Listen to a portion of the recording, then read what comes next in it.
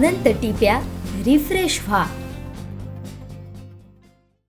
देवगडमधील मुणगे गावातील आपवाडी जिल्हा परिषदच्या प्राथमिक शाळेची दुरवस्था झाली असून शाळेचं कौलारू छत जीर्ण होऊन कोसळलं आहे।